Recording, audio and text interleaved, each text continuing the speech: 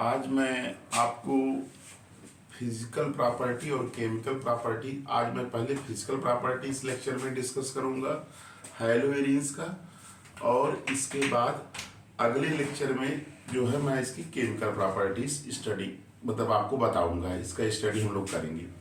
तो बेटा आप लोग ध्यान से देखिएगा और आपको समझ में जरूर आएगा। तो आज हम पढ़ाएंगे आपको क्या हमने लिखा है, प्रॉपर्टीज ऑफ हैलोवेरिन्स, और इसमें जो है पहला हम पढ़ेंगे फिजिकल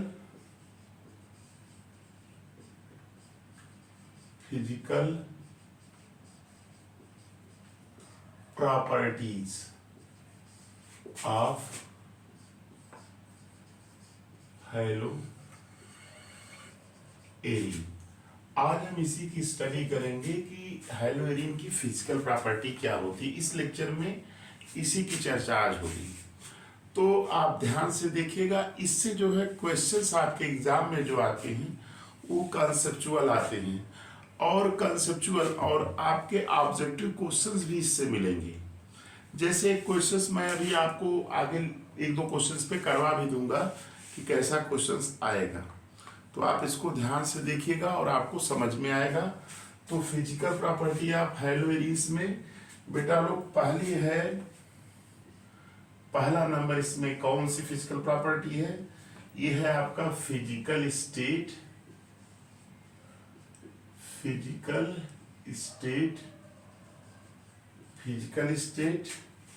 एंड स्मेल। ये हमारी प्रॉपर्टी है कि फिजिकल स्टेट और स्मेल किसका, हैलोवेरिन्स का। ये ध्यान दीजिएगा कि जो हैलोवेरिन्स होते हैं,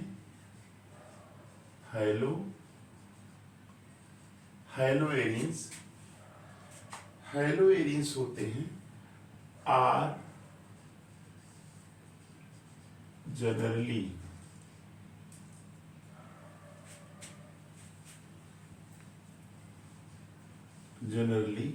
ये क्या होते हैं, कलरलेस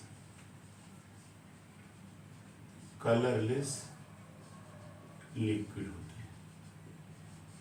ये कलरलेस लिक्विड होते हैं विथ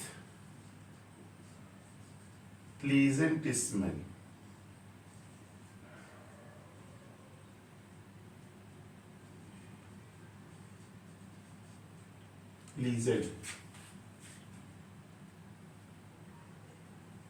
प्लीजेंट ऑर्डर कह सकते हैं, ODOUR।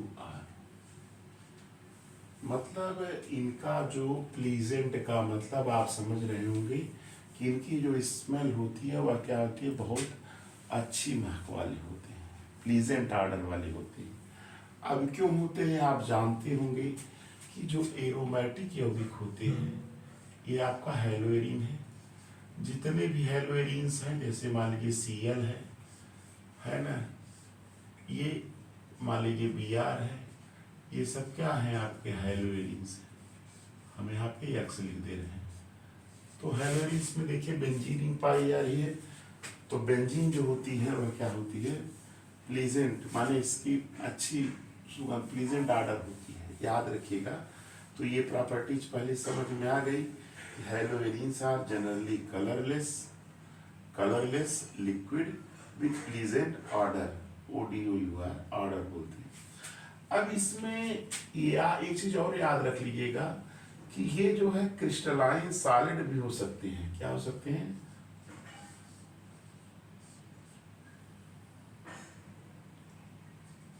क्रिस्टलाइन सॉलिड भी हो सकते हैं।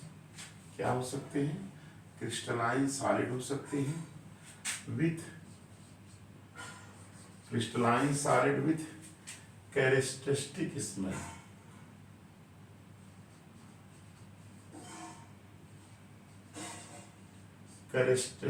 स्मेल।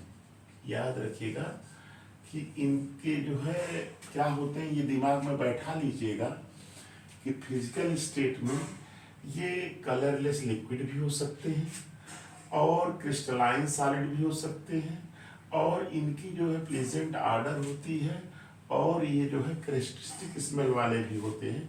तो ये चीज है इनके फिजिकल स्टेट से। और ये आपका क्या है, हमने ये हेलोएरिन मान लिया, ये हेलोएरिन है, एक्स बराबर क्लोरीन ब्रोमीन आयोडीन, कुछ भी लिख सकते हैं। तो ये आपका एक प्रॉपर्टी समझ में आ गई, फिजिकल प्रॉपर्टी क्या, कि फिजिकल स्टेट एंड स्मेल। याद रखिए haloarenes are generally colourless liquid with present order, crystalline solid with characteristic smell. इसको नोट कर लीजिएगा आप, है ना।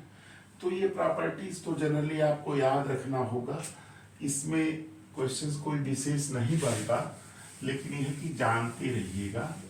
अब देखिए दूसरी प्रॉपर्टी हम आपको बताने जा रहे हैं, जहां से आपके क्वेश्चंस नीट में भी आएंगे, आपके जो है बोर्ड के एग्जाम में भी आएंगे, क्योंकि आप जान रहे हैं कि जो बोर्ड का एग्जाम हो रहा है उसमें आपके ऑब्जेक्टिव क्वेश्चंस भी आ रहे हैं।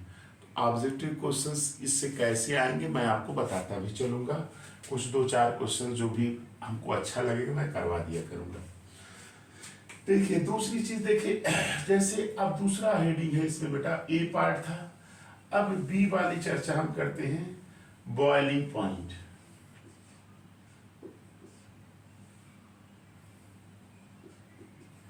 बॉइलिंग पॉइंट, बॉइलिंग पॉइंट की बात करते हैं। किसकी बॉइलिंग पॉइंट, ऑफ हेलोएरिन। बेटा इससे क्वेश्चन से एक आएगा, कॉन्सेप्चुअल भी आ सकता है, ऑब्जेक्टिव क्वेश्चन भी बन सकता है। तो अभी मैं इसको आपको पहले समझा दे रहा हूं, फिर इस पे जो क्वेश्चन बनेगा उसको भी करवा दूंगा। जैसे देखिए हम यहाँ क्वेश्चन इसका बगल में लिख दे रहे हैं, इसके टॉपिक से यहाँ लिख देंगे। क्वेश्चन बेटा क्या है, क्वेश्चन क्या है, which compound has highest melting point. ये क्वेश्चन है बेटा। अब इस पे पहला ऑप्शन ये दे दिया गया,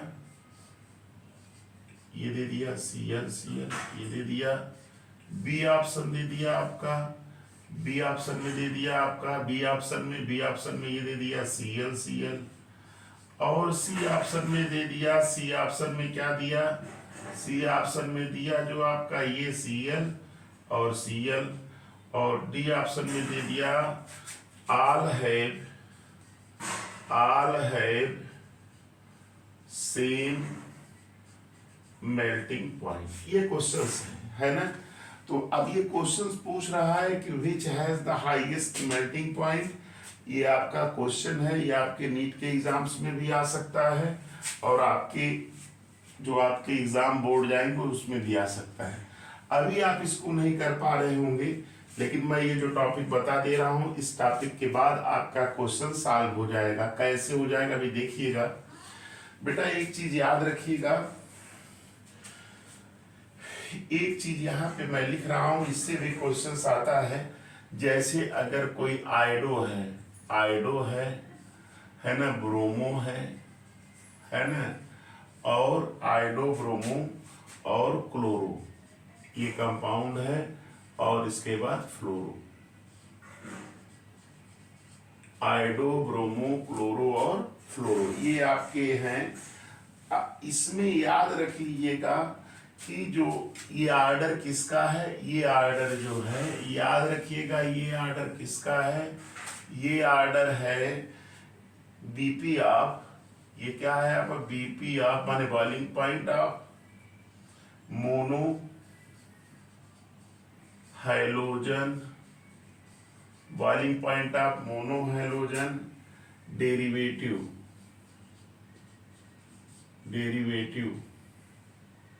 ऑफ बेंजीन। याद रखिएगा बेंजीन के मोनो हैलोजन डेरिवेटिव का ऑर्डर ये होगा, ये भी ऑब्जेक्टिव में पूछ सकता है, याद रखिएगा। अब यहाँ पे जो है क्वेश्चंस, ये वाला क्वेश्चंस इंपॉर्टेंट है, कैसे आएगा देखिए भी आपको लग जाएगा। ये याद रखिएगा boiling point of mono halogen derivative of benzene, ये ऑर्डर होता है, ठीक है।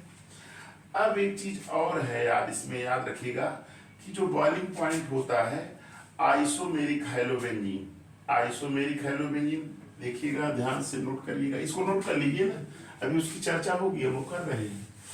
देखिए इसमें देख लीजिएगा कि जो आइसोमेरिक हैलोजन डेरिवेटिव है, ये लिख लीजिएगा, ये एनसीईआरटी में लाइन लिखा भी है, boiling point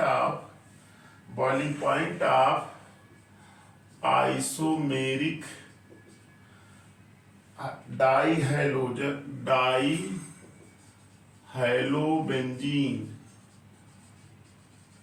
boiling point of isomeric dihalobenzene are nearly, ये क्या होता है, सेम होता है। याद रखिएगा कि जो आइसोमेरिक डाइहैलोबेंजीन्स होते हैं, इनका बॉइलिंग पॉइंट क्या होता है, नियरली सेम होता है। लेकिन याद रखिएगा, ध्यान दीजिएगा कि melting point of dihalobenzene are quite different. याद रखिएगा, क्वाइट डिफरेंट होता है, इनमें बहुत ज्यादा अंतर होता है। ये एनसीईआरटी की लाइन है, boiling point of isomeric dihalobenzene are nearly same, melting point of dihalobenzene are, boiling point तो नियरली सेम है, देख लिये, बॉइलिंग बीपी का मतलब बॉइलिंग पॉइंट ये सेम है, लेकिन मेल्टिंग पॉइंट में क्या होती है, बहुत ज्यादा डिफरेंस होता है। तो अब इसमें जो है क्वेश्चन एक है, मैं आपको बता दे रहा हूं, यही क्वेश्चन आपके एग्जाम में रिटन में भी आ सकता है। क्या क्या कि याद रखिए, मैं लिख दे रहा हूं, पैरा आइसोमर हैव लिखिए, हैव नहीं, have higher melting point than orthoisomer and meta isomer। ये क्वेश्चन है, ये पूछेगा तो आपका पूछ देगा कि भाई ऐसे क्वेश्चन, आपका क्वेश्चन बना दिए इसको कि पैरा का हमेशा हाई होता है मेल्टिंग पॉइंट आर्थो और मेटा से। तो अब तो आपका क्वेश्चन का आंसर ही मिल गया होगा। देखिएगा क्यों होता है, इसको देख लीजिए, तब आंसर तो आप कर ही लेंगे। देखिए ये आपका क्या है, पैरा वाला सीएल और ये सीएल, ये आपका पैरा है, और आर्थो में दोनों ये आपके, एक आपका क्या हो गया, ये सीएल आर्थो हो गया, ये आर्थो आइसोमर है, वो आइसोमर, और ये आपका क्या है, इधर जो है आपका सीएल और ये सीएल, ये एम आइसोमर। तो इसका याद रखिएगा कि इसका मेल्टिंग पॉइंट सबसे ज्यादा होता है इन दोनों से। जानते हैं क्यों? देखिए एनसीईआरटी में दिया भी है कि इसका जो मेल्टिंग पॉइंट दिया है 325, इतना ही दिया होगा लगभग, ये इसका एमपी दिया हुआ है, और इन दोनों का दिया हुआ है इसका 256 के, और उसका दिया है 249 के, 249 के यही दिया है एमपी, 249 के 256। देख रहे हैं ना, इसका ज्यादा है 325, बहुत ज्यादा डिफरेंस है। तो अब यहाँ क्वेश्चंस पूछ दिया तो क्यों आप भी बता लेंगे। देखिए आप याद रखिएगा कि ये पैरा आइसोमर जो होता है बेटा लोग, ये क्या होता है, सिमेट्रिकल होता है, मोर symmetrical, more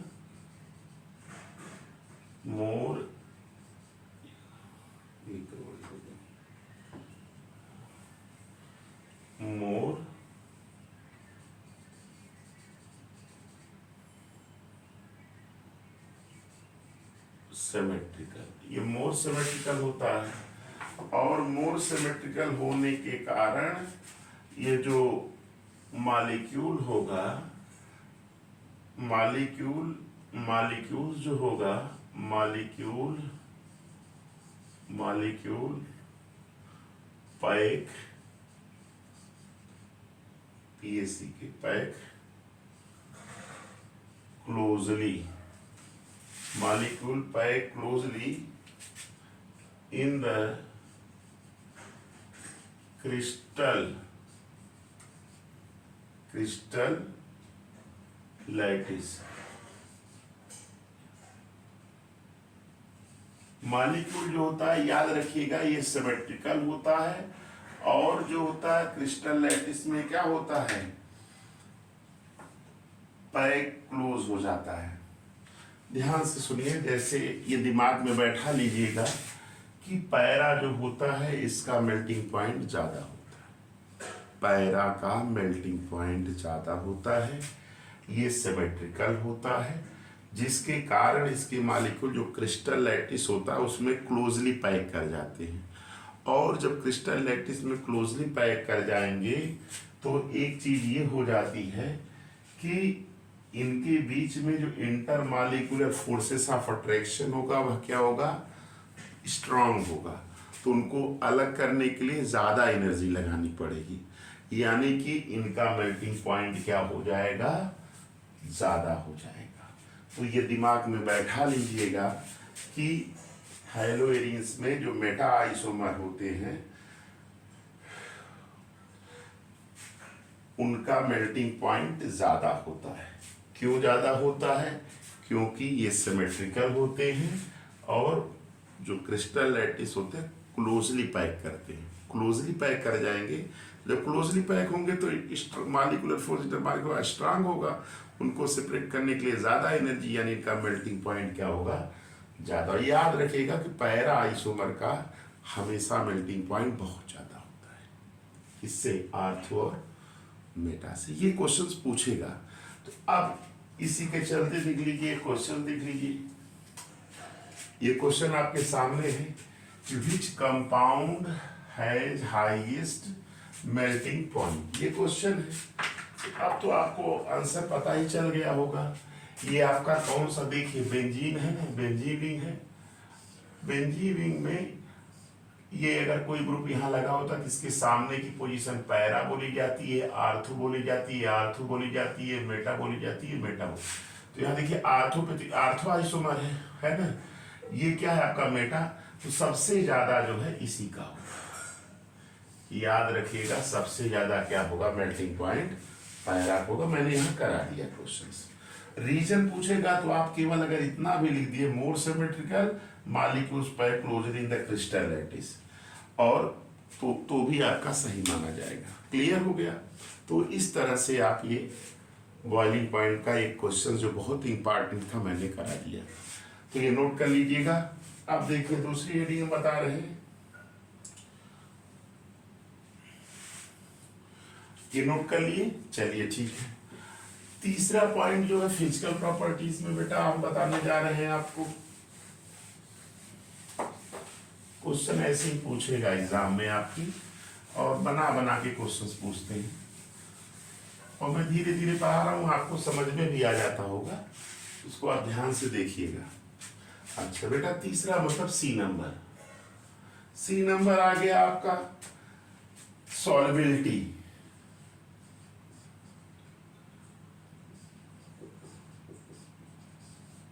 solubility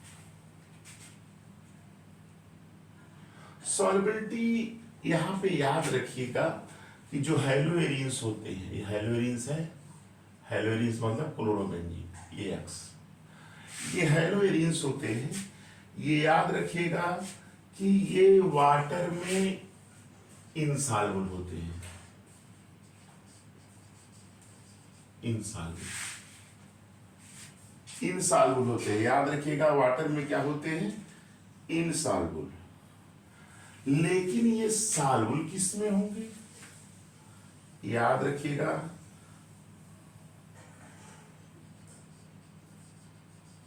soluble in organic solvent. याद रखिएगा किसमें घुलते हैं, ऑर्गेनिक सॉल्वेंट, या जिनको हम कहते हैं नॉन पोलर, है ना। लेकिन अब यहां क्वेश्चन इनसॉल्युबल इन वाटर, याद रखिएगा इन वाटर। अब यहां से क्वेश्चन आपसे पूछ देगा कि ये बताइए कि हेलोवेरियंस जो होते हैं वाटर में इनसॉल्युबल क्यों होते हैं। तो ये दिमाग में बैठा लीजिएगा कि ये जो हेलोवेरियंस होता है ये does not form hydrogen bond with water molecule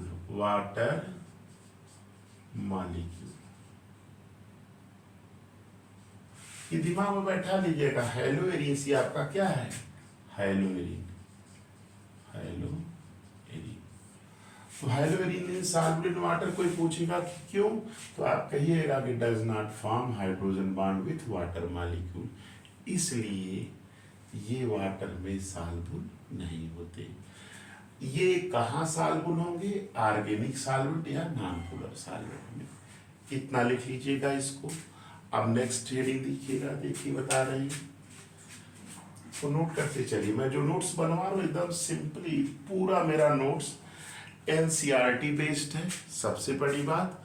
दूसरी चीज की आप जानते हैं कि जो आपका क्वेश्चंस आएगा वो भी एनसीईआरटी बेस्ड ही रहता है।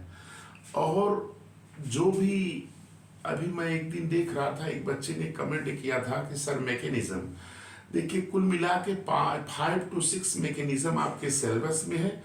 उनको मैं एक अलग लेक्चर में बता दूंगा। पहले तो मैं साथ में ही पढ़ा, जैसे मैंने पढ़ा है SN1 और SN2, ये आपका हो गया है। इसी तरह से और भी मैकेनिज्म जो आपके एग्जाम में आ सकते हैं, उसका मैं एक लेक्चर वीडियो में बना के दे दूंगा, आप उसको देखिएगा। मैकेनिज्म का क्वेश्चन 100% आपका सॉल्व हो जाएगा, तो आप घबराइएगा नहीं। जो आपके सिलेबस में है या जो एनसीईआरटी में है, जो आपका सिलेबस प्रोवाइड किया गया है, उसी के अकॉर्डिंग मैं चल रहा हूँ, मैं इधर उधर नहीं चल रहा हूँ। तो ये ध्यान दीजिएगा। तो ये चीज सॉल्युबिलिटी वाली तो समझ में आ गई कि सॉल्युबल इनसॉल्युबल मतलब घुलता नहीं। क्यों नहीं घुलता, क्योंकि does not form H bond with water molecule, इसलिए ये घुलता कहाँ है, ऑर्गेनिक सॉल्वेंट। चलिए ठीक है। दूसरी चीज मैं आपको बताने जा रहा हूँ, तीसरी 3 प्रॉपर्टी हो गई। चौथी प्रॉपर्टी बेटा लोग देखिए, चौथी प्रॉपर्टी हमारी क्या है, डेंसिटी। याद रखिएगा, डेंसिटी ये आपका डी नंबर होगा। डेंसिटी में याद रखिएगा, सबसे पहला पॉइंट याद रखिएगा, एरिल हैलाइड। यानी इसी को क्या कहते हैं, हेलो एरी। याद रखिएगा, एरिल हैलाइड या हेलोवेरियंस, ये क्या होते हैं, आर हैवियर होते हैं।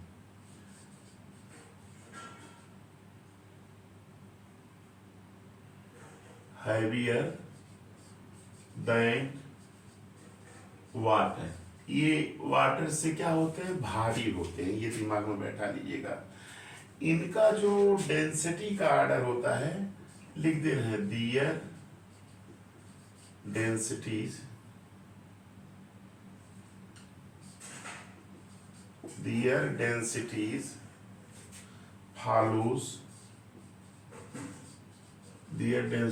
follows the order। क्या ऑर्डर होता है इसमें, याद रखिएगा, एरिल आयोडाइड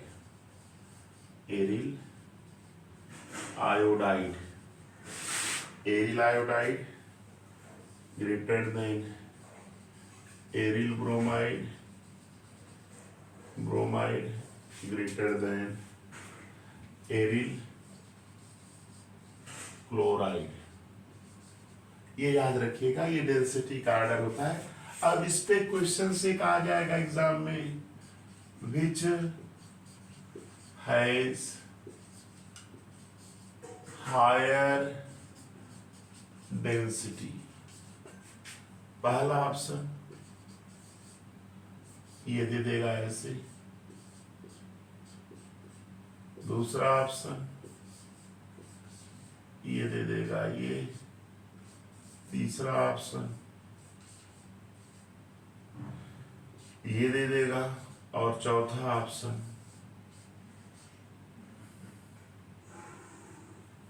ऑल है सेम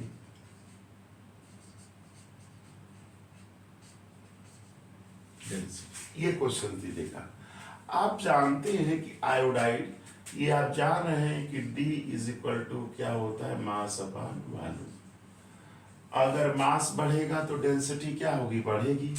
यहां देखिए बेंजीन तो सब में कॉमन है, ये तो सब में कॉमन है, ये तो सब में कॉमन है कि नहीं, ये तो सब में कॉमन है। यहाँ क्या आया, आयोडाइड, यहाँ क्या आया, ब्रोमाइड, यहाँ क्या आया आपका क्लोराइड।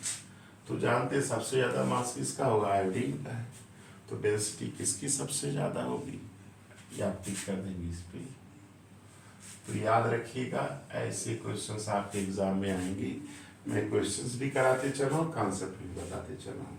चलिए अब देखिए, नोट कर लीजिए इसको। अब ये मैं जो बताने जा रहा हूँ, ये लास्ट टॉपिक है आपका। क्या है मैं बता रहा हूँ, नोट कर लीजिए इसको। चलिए अब डी के बाद प्रॉपर्टी आती है ई। डी के बाद क्या प्रॉपर्टी आती है, ई। ई आपका, ये आपका फिफ्थ नंबर है, डाइपोल मोमेंट। ध्यान से सुनिएगा, डाइपोल मोमेंट ये आपका है,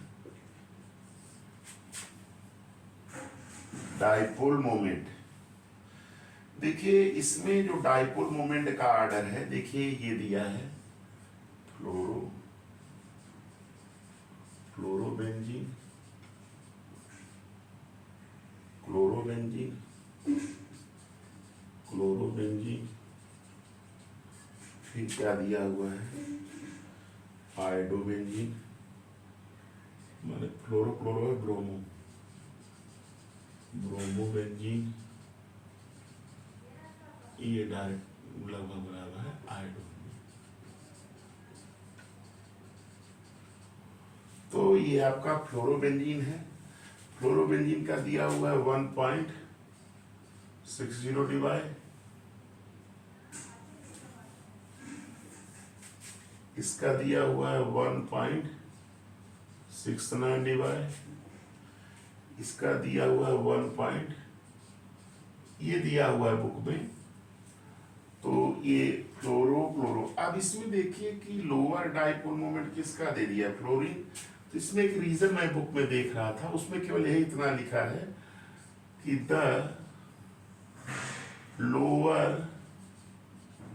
लोअर म्यू का मतलब dipole moment, the lower dipole moment of fluorobenzene,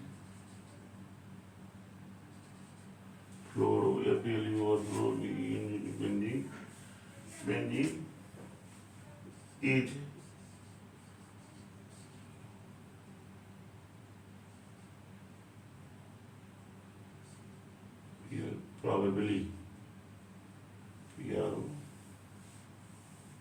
probably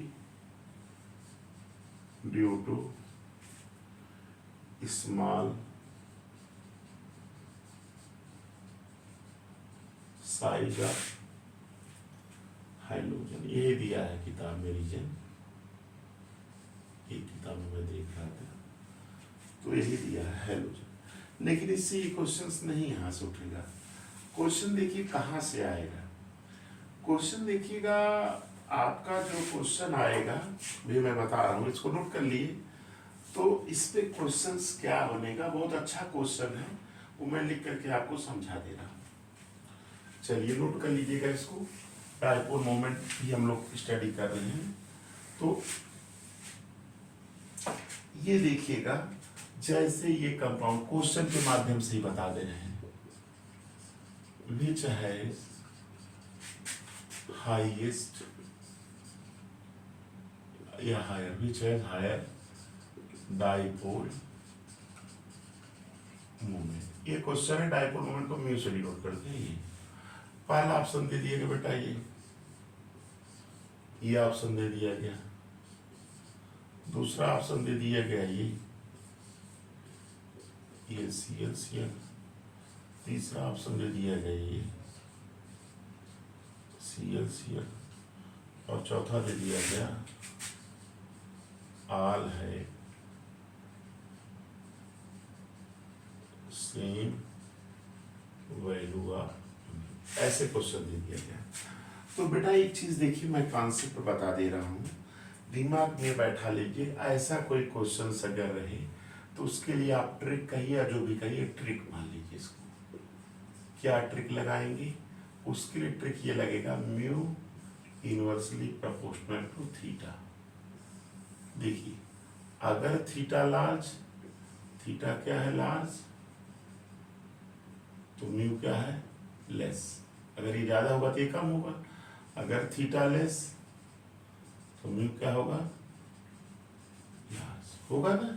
तो ये ट्रिक्स है, इसी से सारे क्वेश्चंस लग जाएंगे। इसमें देखिए, इसमें आप देखिए जैसे ये कंपाउंड है, ये कंपाउंड की बात करते हैं तो यहाँ पे देखिए Cl है, यहाँ पे Cl है। अगर इसको ऐसे लाइन खींचेंगे तो कितना 180 डिग्री बनेगा, इसका म्यू सबसे कम होगा डायपोल। फिर इसमें देखिए अगर ये होता है Cl और Cl है तो यहाँ एंगल ऐसे बनेगा, लगभग 60 डिग्री का एंगल है। यहाँ थीटा इक्वल टू 60 डिग्री। यहाँ देखो थीटा क्या है, यहाँ पे देखिए ये Cl और यहाँ पे ये Cl, यहाँ थीटा लगभग क्या होगा 120 डिग्री होता है, यहाँ थीटा क्या है 120 डिग्री। अब आपको समझ में आ गया होगा कि अगर थीटा कम, ये कम तो ये ज़्यादा, तो सबसे ज़्यादा किसका डायपोल मोमेंट होगा, इसका। ये याद रखिए तो इस तरह से ये याद रखिएगा कि अगर पूछ दिया जाए कि क्यों इसका ज़्यादा क्यों है, तो आप बताएंगे कि इस केस में थीटा की वैल्यू एंगल, इस केस में एंगल क्या है कम है। चूंकि ये म्यू इनवर्सली प्रोपोर्शनल तो थीटा है, अगर ये ज़्यादा है तो ये क्या होगा कम होगा, ये कम होगा तो ये ज़्यादा होगा। यहाँ एंगल कम है तो इसलिए ज़्यादा हो जाएगा। अब इन दोनों में पूछा जाए तो इसका ज़्यादा होगा, इसका क्या होगा कम होगा, तो इसका डायपोल मोमेंट 0 होगा। तो इस तरह से आपका ये फिजिकल प्रॉपर्टी बेटा था, और फिजिकल प्रॉपर्टी को मैंने क्वेश्चंस के माध्यम से और कॉन्सेप्ट के माध्यम से, जो क्वेश्चंस आपके एग्जाम में आ सकते हैं, मैंने उनकी चर्चा कॉन्सेप्चुअल भी बता दिया, और ये क्वेश्चंस के माध्यम से ये सब चीज़ों को आप देख लीजिए। किताब में केवल दिया है लेकिन कॉन्सेप्ट यही लगेगा, इसी से क्वेश्चंस लग जाएगा। तो ये आज के लेक्चर में ये फिजिकल प्रॉपर्टी थी हेलोरीन की, आपका ये एक लेक्चर कंप्लीट हुआ। आपसे मैं रिक्वेस्ट करता हूँ आप मेरे लेक्चर को ध्यान से देखिए, 1-2 बार देखेंगे तो आपको एकदम लर्न हो जाएगा, कोई दिक्कत नहीं। ये NCERT बेस्ड ही मैं पढ़ा रहा हूँ और आपको समझ में तो जरूर आएगा ये चीज़। हाँ, अगर आपको इसमें कोई अगर दिक्कत हो रही हो तो आप कमेंट करिएगा, मैं आपको कमेंट देखने के बाद मैं फिर अगले लेक्चर में इसके विषय में जो भी आपको दिक्कतें हो रही उसको मैं लेक्चर में इंक्लूड करके समझा दूंगा। तो आज के लिए बस इतना ही। आप लोग मेरे लेक्चर को देखिए, लाइक करिए, सब्सक्राइब करिए, कमेंट्स करिए और अपने फ्रेंड को शेयर करिए। थैंक्स।